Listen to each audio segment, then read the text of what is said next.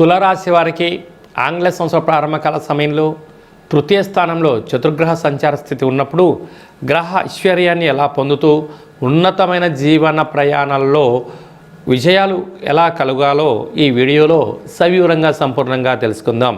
తులారాశిలో ఏ నక్షత్రాలు వస్తాయనగా చిత్తా నక్షత్రంలోని 3వ పాదం, 4వ పాదం, స్వాతి నక్షత్రంలోని 4 పాదాలు, విశాఖ నక్షత్రంలోని 1, 2, 3 పాదములు కలిపితే తులారాశి. రాశాధిపతి శుక్ర భగవానుడు. వీరికి తృతీయంలోనే ఆత్మకారకుడు రవి, రుణరోగ శత్రుకారకుడు కుజుడు, బుద్ధికారకుడు బుధుడు, బుధాదిత్య రాజయోగం, కలత్రకారకుడు శుక్రుడు రాశాధిపతి అక్కడే ఉండడం వలన తల్లిదండ్రులతో, అన్నాతమ్ముళ్లతో, అక్క చెల్లెలతో, సకుటుంబ సపరివారం అందరితో సమన్వయం చాలా అవసరం. వీలైనంత వరకు మౌనం, ధ్యానం, ఏకాగ్రత, మానవ సంబంధాలుగా ఉంచుకునే ప్రయత్నం చేయండి. ఆర్థిక సంబంధాలుగా మార్చడానికి ప్రయత్నం చేశారా, రాబోయే కాలంలో భారీ మూల్యం చెల్లించక తప్పదు అని చెప్పి జ్యోతిర్విజ్ఞానం తెలియచేస్తుంది. అదే కాకుండా సంతాన స్థానంలో రాహు సంచార స్థితి ఉండడం వలన పిత్రాజితము, తల్లిదండ్రుల నుంచి మీకు వచ్చేటువంటి స్థిరచరాస్తులు వాటిని కాపాడుకునే ప్రయత్నం చేయాలి.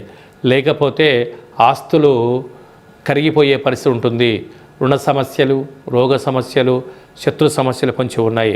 6వ స్థానంలో శని సంచార స్థితి ఉన్నప్పుడు ప్రేమికులు చాలా జాగ్రత్తగా ఉండాలి. దూరావాయు జల ప్రయాణాలు చేసేటప్పుడు జాగ్రత్త అవసరం. మొదటి సంవత్సరంలోనే అమావాస్య మొదటి పూర్ణిమ రాబోతుంది కనుక ఈ పూర్ణిమ కాల సమయంలో నిప్పుకు, నీటికి, దూరావాయు జల ప్రయాణాలలో ఆటంకాలు చాలా అధికంగా ఉన్నాయి. తస్మాత్ జాగ్రత్త. భార్యాభర్తల మధ్య అన్యోన్యత చాలా అవసరం. ప్రేమికుల మధ్య నమ్మకం కూడా చాలా గొప్పది అని చెప్పి గమనించాలి. అలాగనే ఏకాదశ స్థానంలో కేతు సంచార స్థితి ఉండడం వలన షేర్లు, క్రయ విక్రయాలు ఆనందాన్ని, ఐశ్వర్యాన్ని తెప్పించబోతున్నాయి.